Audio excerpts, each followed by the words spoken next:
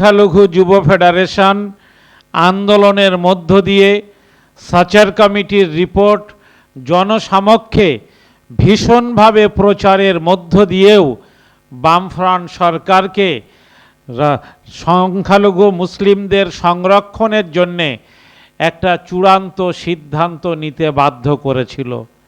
আমি বলবো না যে 2004 সালে 2008 সালে তখন আমরা একাই সরকারকে বাধ্য করেছিলাম, কিন্তু আজকের যারা সোশ্যাল মিডিয়ায় আছেন তাদেরকে বলবো যে আপনারা নিশ্চয়ই অনুসন্ধান করে দেখবেন, তখন কিন্তু হাতে গোনা কয়েকটি সংগঠন ছিল যার মধ্যে সংখ্যালঘু যুব ফেডারেশন নানা ইস্যুতে বলিষ্ঠ পদক্ষেপ গ্রহণ করেছে।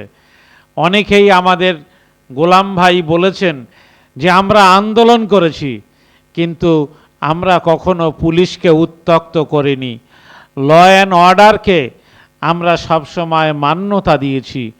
পুলিশের যেমন দায়িত্ব আছে আইন মেনে চলার, আন্দোলনকারীদের প্রোটেকশন দেওয়ার, তেমন যারা আন্দোলন করতে আসেন আমরা মনে করি যে তাদেরও কর্তব্য আছে খাকি পোশাকের পুলিশকে সম্মান জানানোর, আইনকে সম্মান জানানোর এবং আইনি সীমাবদ্ধতার মধ্যে থেকে গণতান্ত্রিক পদ্ধতিতে আন্দোলন করা।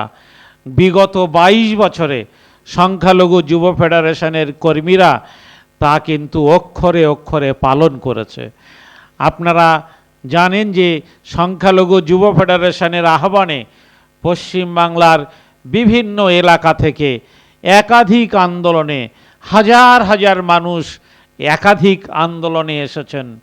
সেই আন্দোলন মানুষ যখন লড়াকু ভূমিকা নিয়ে এসেছেন, মানুষ যখন পুলিশের বিরুদ্ধেও চূড়ান্ত ভূমিকা পালন করেছেন, সেই মানুষকে ঠান্ডা করে গণতান্ত্রিকভাবে আন্দোলন করে সরকারের উপর পেশাব তৈরি করে, কখনো আমেরিকার সেন্টারের সামনে বিক্ষোভ, কখনো মায়ানমার দূতাবাসের সামনে বিক্ষোভ, কখনো পাক সার্কাসে বিক্ষোভ, একাধিক বিক্ষোভ আন্দোলন, কখনো শহীদ মিনার ময়দানের সমাবেশ, সমস্ত সমাবেশকে কিন্তু আমরা যা করলে প্রশাসনের উপরে চাপ তৈরি হয় তা করে সংখ্যালঘু যুব ফেডারেশন একটি দায়িত্বশীল সংগঠন হিসাবে আজকে উঠে এসেছে।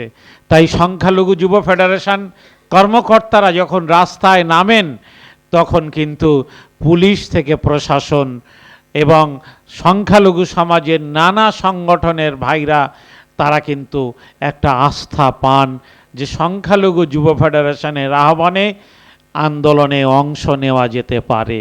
এরকম একটি দায়িত্বশীল ভূমিকা পালনের মধ্য দিয়ে রাজ্যের শান্তিপ্রিয় গণতন্ত্রপ্রিয় মানুষের আস্থা অর্জন করতে সংখ্যালঘু যুব ফেডারেশনের কর্মীরা তারা কিন্তু সামর্থ্য হয়েছে। এই জন্যে নানা কর্মী তাদের দক্ষতার পরিচয় দিয়েছে।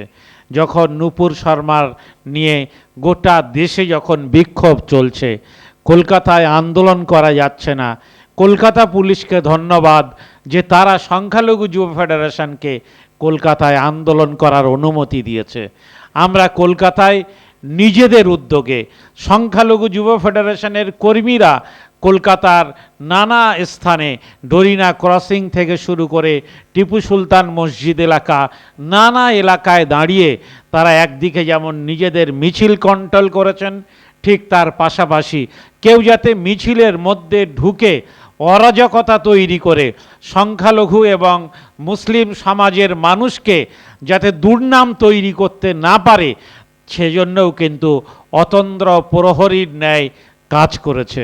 ফলে আমরা মনে করি যে সংখ্যালঘু সমাজ শান্তিপ্রিয় সমাজ। তারা বারবার মনে করেন যে শান্তিপূর্ণ আন্দোলনের মধ্য দিয়ে সংখ্যালঘু সমাজ তাদের অত্যাচারের বিরুদ্ধে তারা প্রতিবাদে সোচ্চার হবেন। কিন্তু আমরা দেখেছি যে কিছু কিছু নেতৃত্বের, কিছু কিছু সংগঠনের, কিছু কিছু নেতৃত্বের ভুল সিদ্ধান্তের জন্যে একাধিকবার মুসলমানদের আন্দোলনের ভিতরে বহিরাগত প্রবেশ করে তারা অরাজকতা তৈরি করেছেন। কিন্তু আমি সকলকে একাধিকবার অনুরোধ করেছি, আপনাদের মাধ্যমে অনুরোধ করব যে আপনারা কেউ হঠাৎ করে রাস্তায় নেমে যাবেন কিংবা কেউ ডাক দিলেন আর সবাই রাস্তায় নেমে গেলেন, অনুগ্রহ করে তা করবেন না। নেতৃত্বকেও যেমন দায়িত্বশীল হতে হবে, সাধারণ নাগরিকদেরও দায়িত্বশীল হতে হবে। আমি জানি এটা আমার একার বক্তব্য নয়,